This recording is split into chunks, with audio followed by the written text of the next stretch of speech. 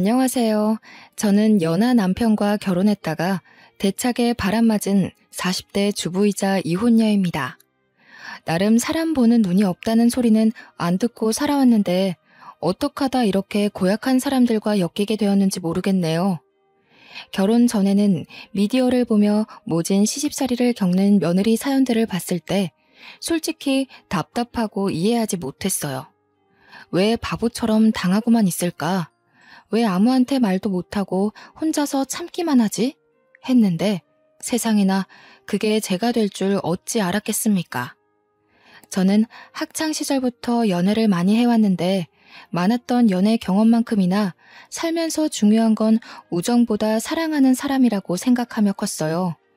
우정이란 건 시간이 지나면 다 변하게 되어 있고 보통 친구 앞에선 본 모습을 잘 안 드러내잖아요.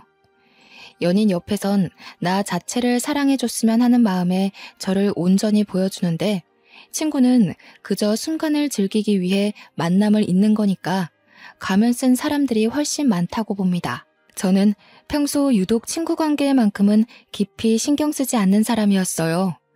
그런데 말입니다. 제가 가장 힘든 시기에 수호천사처럼 등장해 제 인생을 송두리째 바꿔준 사람이 있는데요. 그게 바로 친구라는 존재였습니다.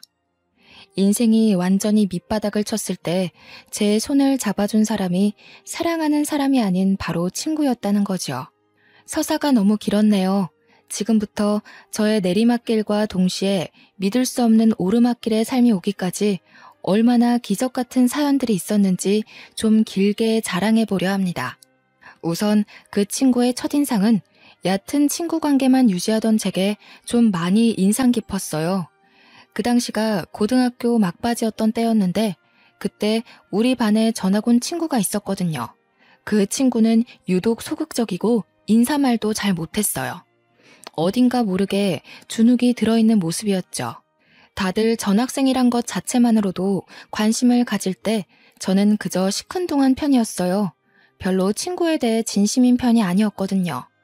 그런데 그 친구가 첫인상에 크게 와닿을 수밖에 없었던 건 이름 때문이었어요. 이름이 정둘이라고 하더라고요. 제 이름은 정하나이거든요. 성도 똑같은데 이름의 느낌도 비슷하여 좀 눈이 갔었죠. 이건 저만 그렇게 생각한 게 아닌지 다른 친구들도 둘이와 저를 두고 하나 둘이 이렇게 붙여 부르기도 했습니다. 그 당시 둘이와 저는 말을 섞어본 사이가 아니었어요. 단지 친구들이 그렇게 불러서 나중에는 선생님까지 세트라며 하나 둘이 부르면서 우리를 묶어서 발표를 시키는 일 정도만 있을 뿐이었죠. 다들 그렇게 엮더라도 둘이가 워낙 조용한 친구라서 저는 딱히 엮일 일이 없을 거라 생각하고 말았어요. 그런데 평소 남의 일에 관심 없던 제가 무슨 오지랖이었는지 둘이 인생에 잠깐 끼어들게 된 사건이 발생했는데요. 둘이는 워낙 소심한 탓에 친구들에게 괴롭힘을 좀 당했는데 원래 왕따 같은 게 없던 우리 반에 그런 불편한 일이 생기니 제 마음이 좀 편치 않더라고요. 다른 친구들이 저희 둘을 하도 세트로 엮었어서 그런가 둘이가 괴롭힘을 당하는데 모른 척하고만 있는 게 왠지 둘이한테 몹쓴 짓을 하고 있는 것처럼 느껴졌죠. 그래서 할 수 없이 끼어들었어요. 저는 평소 남학생, 여학생 할 것 없이 잘 지내왔던 사람이라 그런 제가 친구들의 괴롭힘을 막아주니 애들도 적당히만 하고 그만 괴롭히더군요. 그 뒤부터 저는 둘이랑 인사를 나누는 사이가 되었어요. 그렇다고 매일 둘만 붙어 다니며 정말 세트인 것 마냥 지냈던 건 아니고요. 그냥 한 번은 우리 둘 다 급식을 안 먹은 적이 있는데 그때 둘이가 말을 먼저 건 적이 있었어요. 저는 굳이 마다할 이유가 없어서 같이 운동장을 걸으며 얘기를 나눴던 기억이 납니다. 처음이었어요. 둘이와 단둘이 어떤 대화를 해본 것이요. 이런저런 얘기를 나누는데 그래도 서로 사이에 어색한 점이 남아있어서 일반 친구들끼리 할 대화 주제는 딱히 나눌 게 없더라고요. 어디 사냐, 공부 잘했냐 이런 것만 묻다가 사람 사이에 안 친하면 얘기할 법한 공식 주제 있잖아요. 서로의 꿈 얘기 말이에요. 커서 뭐가 되고 싶냐는 말이 솔직히 대화의 절반 이상이었다는지요. 그때 저는 둘이의 존재가 더 머릿속에 깊이 새겨진 날이었어요. 저는 꿈이 딱히 없어서 남들 하는 소리인 취집 잘하는 거였는데 둘이의 꿈이 요리사라고 하는 겁니다. 듣고 별 생각 없이 요리를 좋아하냐 물어봤어요. 둘이 말로는 나이 차이 많이 나는 동생이 하나 있는데 자기가 장녀이기도 했고 부모님이 둘 다 맞벌이라서 어린 동생을 챙길 사람이 자기밖에 없다고 하더라고요. 부모님도 당연하게 둘이한테 동생을 맡긴대요. 동생이 학교에서 어디 다쳐오기라도 하면 그것마저 부모님이 둘이 탓으로 돌릴 정도로 둘이한테 동생을 전적으로 떠넘긴 지경이라더군요. 그렇다고 둘이는 부모님을 미워한 게 아니었어요. 오히려 동생이 좋아할 만한 요리들을 공부해서 음식을 만들어주는 게 즐거웠다고 했습니다. 특히나 동생이 자기 요리를 먹고 맛있다고 천진난만하게 웃을 때 그렇게 기분이 좋다고 하더라고요. 그러면서 하는 말이 세계적인 요리사까진 아니더라도 사람들이 자기 요리를 먹고 동생처럼 만족감에 즐거워한다면 그게 너무 좋을 것 같다고 했어요. 요리사가 되고 싶다는 것까진 별 생각 없이 들었는데 그 이유가 너무 진실되고 따뜻해서 저는 그때부터 둘이를 다시 보게 되었어요. 저절로 그런 둘이의 꿈을 응원해주고 싶은 마음이 들더라고요. 한편으론 한 번도 느껴본 적 없는 부러움이 있었어요. 딱히 꿈이 없는 것에 관해서 한 번도 창피하다고 생각한 적이 없는데 둘이 옆에서 처음으로 그런 기분이 들었습니다. 단지 대충 살다가 취직이나 해야지 싶던 제 삶이 통째로 보잘것없어 보였어요. 사실 둘이와의 추억은 이게 끝입니다. 그 뒤로도 근근히 연락을 하거나 대화하는 날이 있었지만 공부 때문에 거의 인사만 나누다가 졸업을 했죠.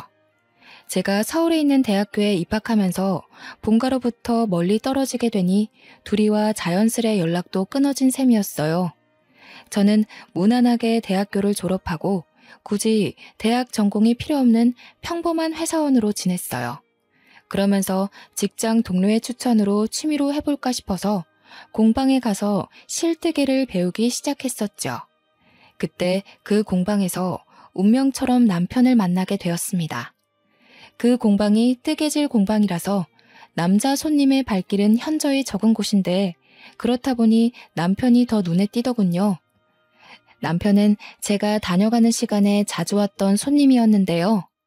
부딪히는 순간이 나날이 많아지니까 저희는 자연스레 인사를 나누게 되었어요. 나중엔 남편이 먼저 번호를 물어봐서 뜨개질 얘기로 연락을 하며 지내다가 사귀는 사이까지 되어버렸죠. 오랜만에 하는 연애라서 그런지 이 알콩달콩이 너무 즐겁더라고요. 한참 남편과 꽃같은 시간만 보내던 무렵이었어요. 한날 정말 뜻밖의 사람한테서 연락이 왔습니다. 다름 아닌 고등학생 때 제게 꿈을 다시 생각해보도록 깨닫게 해주었던 둘이었죠. 솔직히 반가웠어요. 다른 친구들보다 둘이는 저에게 참 착하고 순하며 배우고 싶은 포부를 지니고 살던 멋진 친구였거든요. 너무 오랜만에 연락했지. 좀 더 일찍 연락해서 얼굴 보고 인사도 나눴으면 좋았을 텐데. 하나야, 실은 다름이 아니라 오랜만에 전화해서 이런 말 하는 거 너무 미안한데 혹시 돈 좀 빌려줄 수 있어? 우리 부모님이 얼마 전에 이혼하셨거든. 어쩌다 보니 동생을 나 혼자 돌보고 있는 상황인데 갑자기 동생이 아파서 급하게 수술을 하게 됐어. 나도 이런저런 알바를 해서 돈을 모으고 있긴 한데 이 돈으로는 동생 수술비 하기엔 모자라서 진짜 이런 부탁해서 미안해. 너무 급해서 내가 친구가 없어서 생각나는 사람이 너밖에 없었어. 반가운 마음에 좋아서 받은 전화 너머로 둘이의 울음소리가 들리더군요. 순간 학창시절 동생 생각하며 당찬 꿈을 얘기하던 둘이의 모습이 떠올랐어요. 요리를 좋아했던 것도 동생 덕분이었고 동생을 참 많이 좋아했던 모습이 생생합니다. 저는 둘이가 고등학교 졸업하고 당연히 요리 전공 대학을 갔을 거라 생각했는데 부모님이 이혼하는 바람에 대학도 못 갔다고 하니 얼마나 속상했을까요? 무엇보다 꿈이 뚜렷한 친구였거든요. 그런데 제가 대학 생활을 즐길 당시에 둘이는 배달 일을 하면서 동생의 학비를 벌고 있었다더군요. 지금은 하나밖에 없는 가족한테 수술이 필요한 병이 생겼다 보니까 둘이도 상당히 조급했나 봅니다. 둘이도 아마 오랜만에 연락하는 친구한테 이런 부탁하기 어려웠을 거예요. 둘이는 초조한 마음에 횡설수설 얘기를 했다며 사과를 했지만 저는 충분히 둘이의 사정을 이해할 수 있었어요. 둘이는 그 당시 제가 생각했던 것보다 훨씬 더 많이 괴로운 상황이란 걸 알겠더라고요. 한때 잠시나마 동경했던 친구가 어렵다는 사정을 들었는데 당연히 도와주고 싶었어요. 또 제게 연락하기까지 얼마나 큰 용기가 필요했고 절박했는지 이해하기 때문에 망설이지 않고 바로 둘이에게 걱정 말고 괜찮으니까 계좌번호 보내달라고 했죠. 저는 취직하고 차곡차곡 모아둔 적금까지 깨서 둘이에게 300만 원을 보내줬어요. 둘이는 고맙다는 말을 연신 반복하며 또 울더라고요. 반드시 갚겠다고 하는데 저는 일부러 부담 느끼지 말라고 장난 섞인 말투로 나중에 엄청난 부자가 되면 그때 갚으라고 했어요. 사실 제게도 300만 원이 쉬운 돈은 아닙니다. 그렇지만 그 돈은 못 받는다고 생각을 하고 준 거라서 전혀 불안하거나 아깝지 않았어요. 돈은 또 모으면 되는 거고 친구 사이에 작은 도움이라도 괜찮다면 고된 둘이를 꼭 도와주고 싶었거든요. 저는 공방에서 만난 남자와 2년의 연애 끝에 30살이 되자마자 결혼식을 올렸습니다. 집은 시부모님이 아파트 한 채 주기로 한 걸로 수월하게 진행이 되었죠.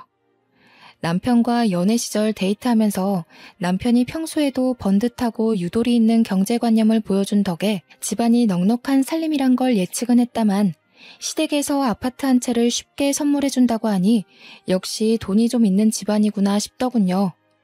결혼하고 혼인신고를 마치기까지 저와 남편은 그 흔한 예비부부의 다툼 같은 것도 없었습니다. 주위에서 어쩜 그렇게 안 싸우고 지낼 수 있냐며 천생연분이라고 말해주었죠. 저는 이게 다 남편 덕분이라고 생각했어요.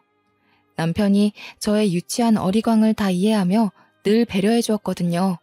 그래서 저는 제 속이 뒤집어지는 시집살이 따위 겪지 않을 줄 알았습니다. 남들도 우리 보고 몇 안 나오는 인꼬 부부라고 부러워했고 시댁 보고 인심이 좋다고 칭찬을 많이 해주었으니까요. 와, 그런데 이게 웬 말입니까?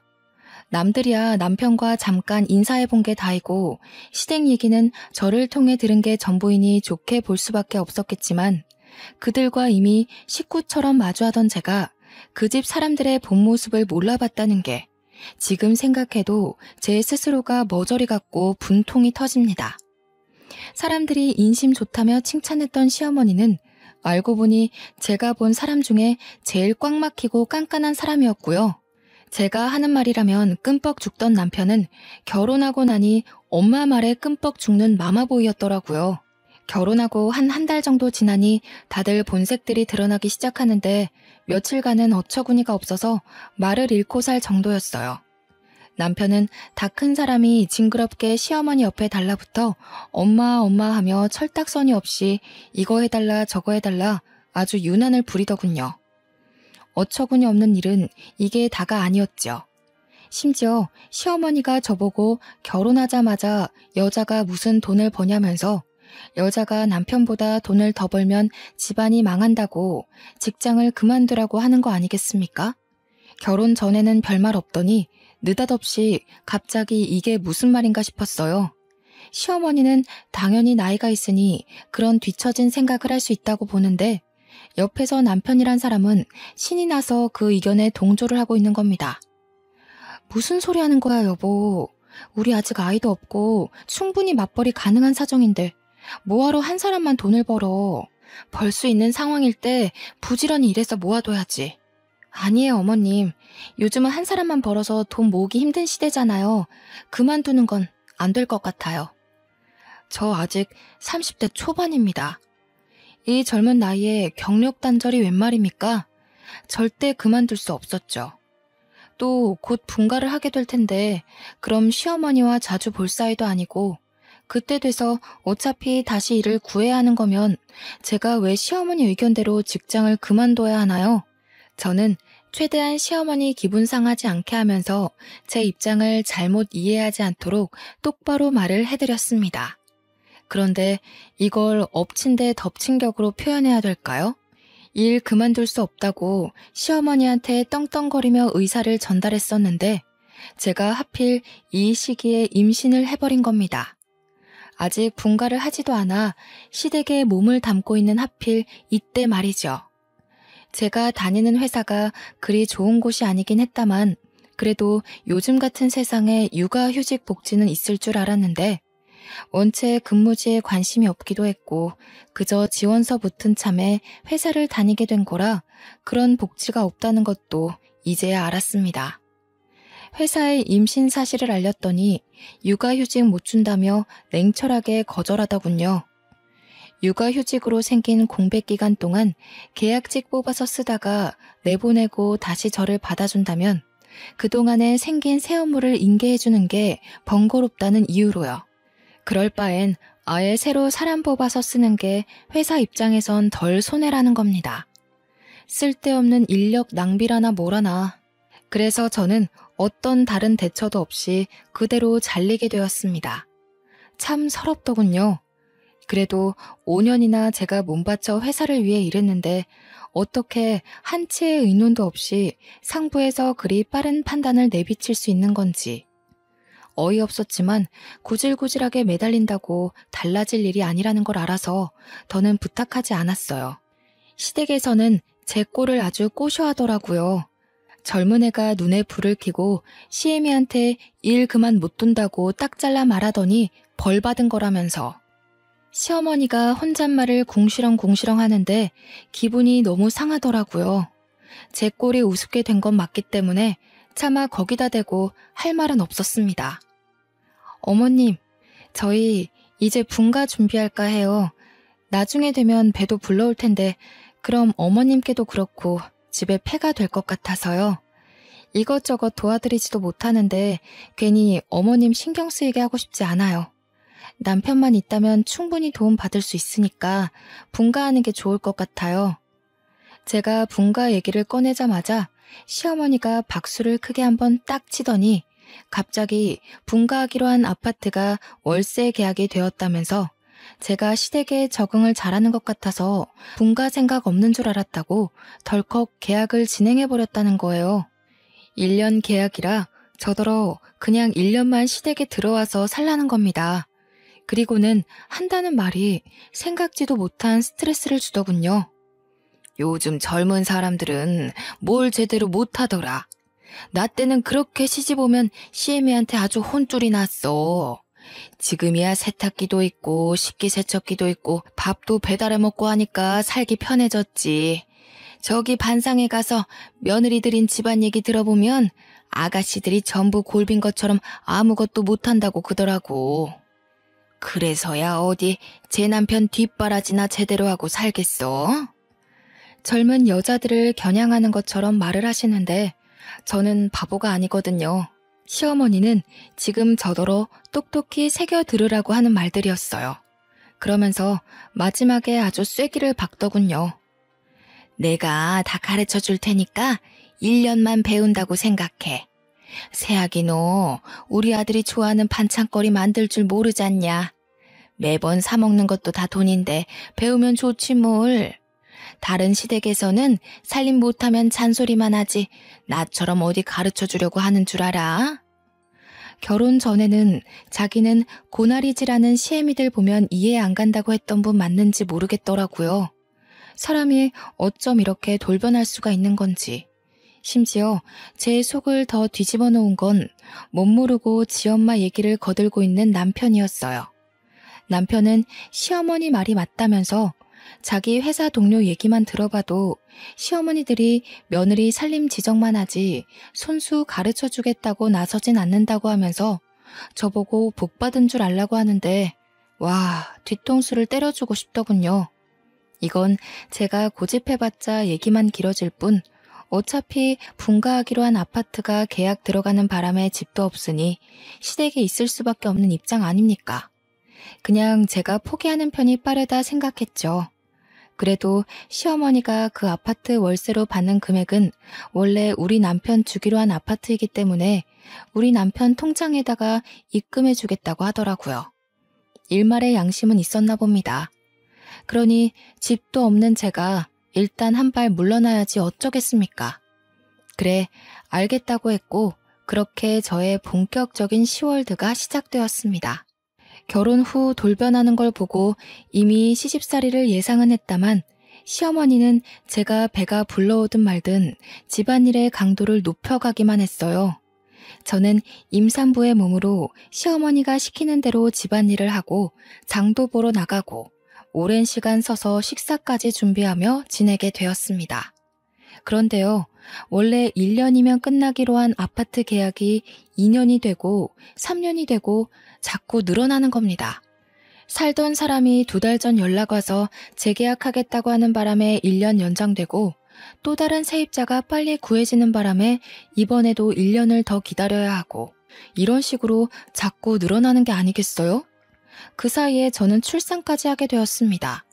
그래도 분가는 여전히 진행이 안 되었죠. 해도 너무하다 싶더라고요.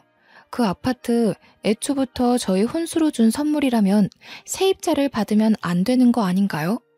물론 그때는 말하지 못했던 게 한이지만 1년 정도면 100번 용서해서 그냥 내가 참고 말지 하고 넘길 수 있었어요. 그런데 3년이 넘어가고 있는 건 좀 아니잖아요. 그 아파트 들어가는 게 이렇게 힘들 거면 그냥 다른 집값 싼 곳이라도 먼저 구해서 분가했을 거라고요. 여보, 우리 아파트 작은 평수라도 알아보고 그만 분가하자. 애도 커갈 건데 계속 여기서 살 수는 없잖아. 우리도 우리 살림 꾸려나가야지. 애가 이제 막 걷기 시작해서 여러모로 신경 써야 될 게 많은데 어머님 부름에 계속 자리를 비우게 되는 것도 버겁고 어머님이 애 봐주는 게 영 서툴러서 얼마 전엔 애 목욕시키시다가 목욕물에 빠뜨리셨다니까. 내가 얼마나 놀랐는지.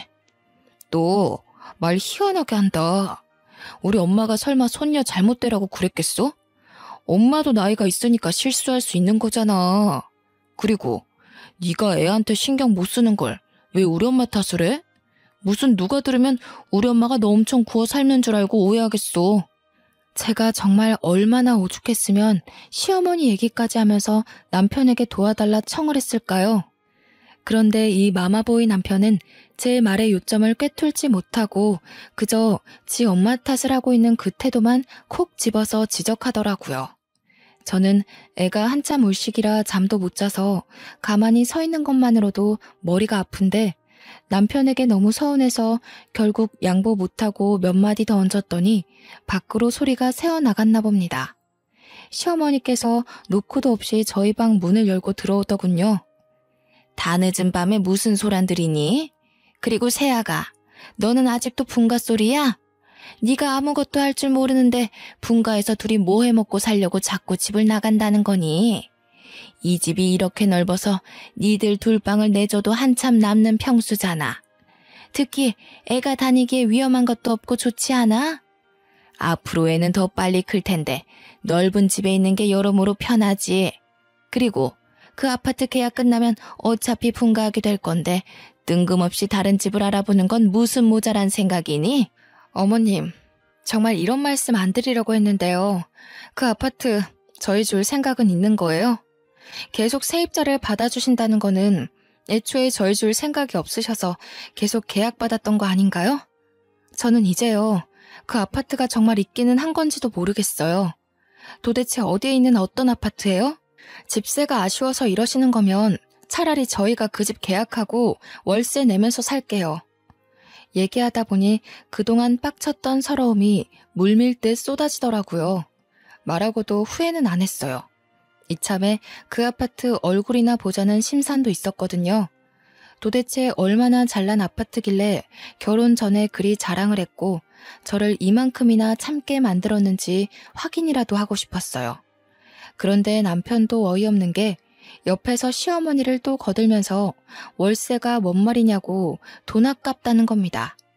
시어머니 말대로 여기서 지내면 집세도 안 내고 따로 사는 것보다 돈도 수월하게 모을 수 있는데 아이가 커가면 그렇잖아도 돈이 많이 들지 않냐면서 그런 거 생각하면 한 푼이라도 아끼는 게 좋지 않냐고 하네요. 정말 아이를 생각하는 거라면 시어머니 손에서 굴려지는 아이 엄마인 저를 거들고 구경만 하면 안 될 일이지요. 다 필요 없고 저는 당장 그 아파트 이름이랑 동호수 전부 알려달라고 했어요. 그러니 남편과 시어머니가 망설이면서 눈치를 보더라고요. 너는 어쩜 이렇게 생각이 짧니? 내가 정말 사람을 한참 잘못 봤지. 참한 며느리 들어온다고 아파트 한 채 선물을 그냥 떡하니 해줬더니 그게 의심스러워서 아파트 보여달라고 시애미를 겁박해? 아유, 내 팔자야. 어디 가서 쪽팔려서 말도 못하겠네. 며느리한테 잡혀 사느라 기 한 번 못 펴고 산다고. 그러거나 말거나 저는 계속 요구했습니다. 그랬더니 결국 시어머니가 휴대폰을 가지고 오면서 제게 그 아파트 정보를 내놓더군요. 눈으로 보니까 속 시원하냐고 시어머니가 떵떵거리는데 저는 그저 아파트 정보만 기억하기 바빴어요. 그리고는 시어머니와 남편 둘이 방을 나서버리더군요. 둘이서 뭐라고 수군대는 것 같았는데 관심 없었어요. 아파트 확인하겠다는 제 입장은 허튼 소리가 아니었기에 저는 사진으로만 만족하지 않고 다음날 인터넷 등기소 사이트에서 바로 등기부 등본을 떼어봤죠. 아, 그런데 이게 웬 날벼락입니까? 그 아파트는 애초부터 주인이 생판 다른 사람이더라고요. 분명 시어머니가 시아버지 이름으로 산 집이라고 했었거든요. 헌데 제가 본 이름은 아버님 것도 아니고 어머님 것도 아니었어요. 어이가 없던 저는 그대로 등기부 등본을 들고 시어머니한테 보여줬죠. 이게 뭔 줄 아세요, 어머님? 제가 방금 등기부 등본을 떼어봤는데 이게 어머님께서 저희한테 혼수로 주신 아파트 등기부 등본이에요. 이 호수 주인 이름이 아버님도 아니고 어머님도 아니던데 도대체 어떻게 된 일이에요? 아니 이게 다 뭐야? 지금 기어코 이걸 확인하려고 등기소까지 찾아갔다는 거야? 너 원래 이렇게 독한 애였니? 이렇게까지 해야겠어? 시어머니는 무척 당황했는지 자신이 뭐라고 하는지도 모르고 얼렁뚱땅 제 인품을 탓하기 시작하더라고요. 대화의 요점을 파악 못하는 게 꼭 지 아들이랑 닮아서는 문득 남편이 참 쓸데없는 것까지 물려받았단 생각을 했어요. 그렇게 시어머니랑 말씨름을 하면서 속속들이 알게 된 정보인데 알고 봤더니 아파트 한 채 있다고 한 거부터 다 거짓말이었더군요. 당연히 남편 통장에 월세 넣어준다고 한 것도 다 거짓말이었고 저는 애초에 남편과 결혼할 때 분가하는 조건으로 결혼했거든요. 그걸 따지고 들면서 알게 된 사실인데 남편은 아파트가 준비 안 되어 있다고 하면 제가 결혼 안 해줄 거라고 생각해서 시어머니랑 입을 맞추고서 저를 낚은 거였어요. 2살이 된 딸이 있는 데다가 결혼 생활을 3년이나 보낸 상태였기에 저는 더 큰 배신감이 들었어요. 빼도 박도 못하고 시댁에서 살게 될 신세였던 건데 저는 바보같이 속았는지도 모르고 분가 생각만 하면서 이제까지 버텼네요. 그 뒤부터 모든 게 다 스트레스더라고요. 남편과 대화하는 것도 시어머니 얼굴을 보는 것도 전부요. 제가 이 사기 결혼을 버티고 있을 수 있도록 힘을 준 건 오로지 2살짜리 딸내미 뿐이었습니다. 한날은 자고 일어났는데 눈앞이 핑 도는 겁니다. 그날 내내 대낮까지 어질어질하기도 했어요. 빈혈인가 싶어서 딸내미를 데리고 시간 내서 병원에 갔더니 이게 무슨 일입니까? 또 임신을 했다는 겁니다. 남편이 술 먹고 들어온 날 제가 울면서 사과하던 그날의 분위기를 못 이긴 결과물인 듯 싶었죠. 저는 제 스스로 또 구렁텅이로 기어들어간 셈이었어요. 너무 힘든 마음에 부모님이 보고 싶어서 지방에 있는 친정 부모님한테 겪고 있는 시집살이에 대해 다 말한 적이 있었는데요. 친정에서는 오히려 저를 나무라기만 하더군요. 그러게 왜 회사를 그만뒀냐면서 애까지 있는 엄마가 처녀 때처럼 징징거릴 거냐고 하는 겁니다. 정말 가장 힘든 시기인데도 불구하고 제 편은 아무도 없다는 생각이 온 머릿속을 지배했어요. 그게 너무 서러워서 매일매일 우는 날만 늘어갔죠. 친정 부모님은 원래 10년 동안 한자리에서 분식점을 하고 있었는데 최근 장사가 너무 안 돼서 분식점 접을까 하고 있던 참이었다고 하더라고요. 그래서 저한테 더 매정했던 거였어요. 괜히 돈 나가는 짓 하지 말고 그냥 시댁에 살고 있으라면서 우리도 이제 나이가 있어서 몸도 힘든데 이 와중에 또 다른 일 찾아봐야 된다고 하면서요. 그러니 지금 당장 저를 봐줄 사정이 여의치 않으니 힘들더라도 참고 시댁 식구들이랑 잘 지내보라고만 말하셨어요. 결국 저는 그렇게 감내하는 시간을 지속하다가 너무 스트레스가 심해 불면증까지 생겨버렸어요.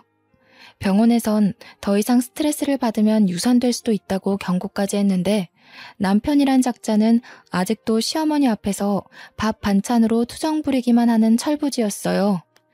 뭐 저런 자식이 다 있는지 보고만 있어도 오라가 치밀었지만 또 이악 물고 참았습니다. 그런데 어느 날 제 인내심을 결국 터뜨리게 한 사건이 있었어요. 제가 남편의 휴대폰에서 기혼 남녀가 들어있는 단톡방 하나를 발견했거든요. 그곳은 결혼한 유부녀와 유부남들이 서로 자식 얼굴도 다 까고 주말마다 등산을 가면서 바람을 피우고 있는 단톡방이었어요. 대화들을 보니 아주 충격 그 자체였죠. 남편이 아무리 엄마의 끔뻑 죽는 마마보이라도 바람은 안 필 줄 알았는데 남편이 작성한 채팅을 보니 저를 꼬실 때처럼 미혼인 다른 여자들을 꼬시려다가 유부남이라 안 먹히니까 유부녀를 꼬시는 거더군요. 제가 임신했다고 욕구를 못 풀어서 다른 여자를 찾고 있던 것 같은데 그 속내가 너무 보이는 대화들이었어요. 여기저기 유부녀들한테 추파를 던지고 있는데 제가 몰랐던 게 황당할 만큼 바람기가 너무 심한 남자인 겁니다. 하지만 남편한테 따지지는 않고 있었어요. 어린 딸을 생각하면 우리 부부 사이를 더 이상 망칠 순 없었거든요. 그렇게 혼자서 어마어마한 스트레스를 받으며 살다가 한날은 시어머니가 걸레 쥐어주면서 거실 바닥이 좀 더럽다며 닦으라는 겁니다. 시어머니가 준 걸레로 바닥을 닦기 시작했는데 속이 너무 울렁거리더라고요. 예산 일이 아님을 직감한 순간 저는 그대로 바닥에 구토를 하고 말았어요. 아유, 장판 얼마 전에 새로 한 건데 꼴값이야 정말. 애 처음 갖는 것도 아니면서 무슨 집안일 조금 한다고 힘든 척 유세를 떨고 있어. 얼른 닦아. 집안에 냄새 배겠다. 저는 당시 시어머니의 기분 나쁜 잔소리에 대항할 정신도 없을 만큼 몸이 이상했어요. 갑자기 빠르게 정신이 혼미해지면서 그대로 거실 바닥에 쓰러졌던 기억이 납니다. 눈 떠보니 집이 아닌 병원이었고 제 눈앞에는 울고 있는 엄마만 있고 시어머니랑 남편은 코빼기도 안 보이더군요. 겨우 정신을 차리고 엄마한테 어떻게 왔냐고 하니까 엄마가 울면서 저보고 유산됐다고 말해주는 겁니다. 그걸 듣는데 정말 세상이 무너져 내리는 줄 알았습니다. 왜 나는 이렇게까지밖에 살지 못하고 내 아기도 지키지 못했을까? 나는 왜 이 모양 이 꼴인 걸까? 자책만 엄청 하면서 병원에서 한참을 울었어요. 부모님이 앞에 있으니 저 또한 며느리가 아닌 한참 모자란 딸내미로 돌아가게 되더군요. 그래서인지 엉엉 울면서 힘들었던 지난날을 모조리 고백했습니다. 남편이 바람핀 것까지 다 밝혔죠. 엄마는 제가 이렇게 몸 망가지면서까지 인간 취급도 못 받고 있는지 몰랐다며 신경 못 써줘서 미안하다고 친정집으로 내려와서 살고 남편이랑 이혼하라고 권했습니다. 시댁으로 돌아와서 시어머니랑 남편한테 친정 내려가서 지내겠다고 말했더니 시어머니 하는 말이 아주 가관이었어요. 심지어 친정 부모님이 함께 있는데도 생각 없이 입을 함부로 놀리더군요. 뭐라고? 그럼 앞으로 식사 준비는 누가 하니? 다시 나더러 하라고? 난 삭신이 쑤셔서 절대 못한다. 허리 나가서 디스크 수술도 했는데 바닥 청소 같은 건 누가 다 하라고 갑자기 친정을 간다는 거야? 이보세요 사돈어른. 제 딸이 무슨 사돈댁 가정부인 줄 아십니까? 여태 제 딸을 그렇게 함부로 대하셨어요? 댁 아드님이 밖에서 바람 피고 온갖 유부녀들 꼬드기고 다니는 건 알고서 그렇게 떵떵거리시는 겁니까? 얼마나 지 아랫돌이 간수가 안 됐으면 여기저기 싸르지 못해 안달이랍니까? 자기 아들이 밖에서 무슨 개망나니 짓을 하고 다니는 줄도 모르면서 뻔뻔하게 낯짝들고 있다니 창피한 줄 아세요, 사돈. 엄마는 남편이 퇴근하고 오기까지 기다렸다가 귀싸대기를 날리고 내려가고 싶은 지경이라고 했으나 한시도 이 더러운 집구석에 내 귀한 딸 두고 싶지 않다며 그대로 저를 데리고 나왔어요. 저는 그 어린 딸도 시댁에 내버려 두고 짐도 챙기지 않고서 친정엄마 손잡고 혼자 부산으로 내려왔죠. 고향에 내려가 제가 다녔던 학교를 지나면서 자연스레 학창 시절이 떠올랐고 그러다 보니 2년 전에 연락 온 둘이가 생각나더라고요. 지금은 어떻게 사나 동생 수술은 잘 됐나 궁금하더군요. 그래서 오랜만에 둘이 연락처를 찾아 전화를 해봤어요. 고마워 하나야. 동생 수술은 너무 잘 됐어. 그때 네 도움이 아니었으면 내 동생 어떻게 됐을지 몰라. 내가 먼저 연락하려고 했는데 요즘 하는 일이 바빠서 결국 네가 먼저 하게 만들어버렸네. 너무 고맙고 미안해. 그래도 나 네가 빌려준 돈 덕분에 고비를 잘 넘겨서 지금은 잘 살고 있어. 너는 어때? 다행히도 둘이는 더 이상 괴롭지 않은 듯했고 계속 제 덕분에 기세가 졌다고 말하면서 고맙다는 인사를 했어요. 그러면서 잘 지내냐고 묻는 말에 저는 숨김없이 모든 걸 말해주었죠. 남편과 이혼 준비를 할 거고 당분간 별거하려고 지금 부산에 내려와 있다고 했더니 둘이가 마침 자기도 부산이라며 시간 되면 만나자고 하는 겁니다. 저희는 그날 바로 시간을 잡아 만나게 되었는데 연락을 오래 안 한 것 치곤 쉬운 만남이었죠. 그렇게 만난 둘이의 모습은 고등학생 때에 비해 훨씬 말끔해지고 비싼 명품백도 들고 있는 게 아니겠습니까? 딱 봐도 잘 살고 있는 모습을 보니 제가 다 기뻐서 어떤 일 하냐고 하는 일이 되게 성공했냐고 이것저것 물어보고 있더군요. 네가 빌려준 돈 300만 원으로 동생 수술 무사히 시키고 남는 돈으로 토스트 장사를 했거든. 노상에서. 옛날에 내가 말해준 적 있잖아. 동생한테 계란 토스트 만들어주기도 했다고. 그걸 대학교 앞에서 팔았는데 생각보다 장사가 너무 잘 되는 거야. 덕분에 그렇게 번 돈으로 동생 재활까지 잘 마치고 본격적으로 가게를 차려서 시작해봤는데 고맙게도 장사가 더 잘 되더라고. 하다 보니 프랜차이즈도 차리게 됐어. 지금 한 5개 정도 운영 중이야. 정말? 웬일이야. 너무 잘 됐다. 너 어릴 때 요리사 하고 싶다더니 정말 하고 싶은 요리하면서 대성공했네? 진짜 너무 축하해. 옛날에도 느낀 거지만 넌 반드시 잘 될 것 같았어. 저는 어릴 적 둘이가 가진 그 포부가 이루어진 걸 보면서 진심으로 축하를 해줬더니 둘이는 오히려 제가 아니었으면 자신의 꿈을 이룰 수 없었다고 하는 겁니다. 저보고 동생을 살려준 은인이고 자신의 꿈을 이룰 수 있게 해준 스승이라면서 제가 받은 은혜를 갚아주고 싶다고 하더군요. 친구끼리 뭘 갚냐고 그때 갚으라고 했던 건 장난이었다고 괜찮다 했더니 둘이가 이날만을 기다렸다고 하더라고요.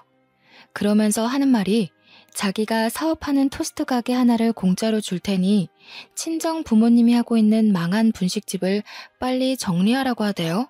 그리고 그 토스트 체인점에서 번 수익은 본점에 내는 수수료 없이 전부 다 가지라고 하는 겁니다. 그것만으로 충분히 보답을 받았다고 생각했는데 둘이는 저만을 위해 한 가지를 더 제안하더군요. 제가 손재주가 좋은 걸 알고 뜨개질 공방까지 하나를 마련해주겠다고 하는데 저는 너무 놀라서 그렇게까지 할 필요 없다고 거절했어요. 하지만 둘이는 그 당시 정말로 죽을 만큼 많이 힘들었던가 봅니다. 저의 작은 성의가 지금까지도 자신을 힘나게 한다고 하더라고요. 그러다 이번엔 제 사정을 듣고서 서울에 있는 마마보이 남편에게 이혼 소송하라고 제안까지 했습니다. 하지만 돈이 없던 저는 그걸 준비할 만한 여건이 안 된다고 고개를 내저었어요. 내가 도와주고 싶어. 하나야, 변호사 선임에 드는 비용까지 대줄 테니까 소송은 꼭 해. 너 그 결혼 생활하면서 많이 힘들었잖아. 당연히 네 인생 망가진 것에 대한 보상 받아야 되고 시댁에서도 그만한 벌을 받는 게 맞아. 둘이가 조리 있게 이것저것 많이 알려주었는데 덕분에 저는 여의치 않던 마음에 용기가 생기더라고요. 저는 그 이후 시댁이 아파트 있다며 속인 것부터 남편이 휴대폰으로 유부녀들이랑 바람피고 다닌 흔적들 다 모아서 이혼소송을 때렸습니다.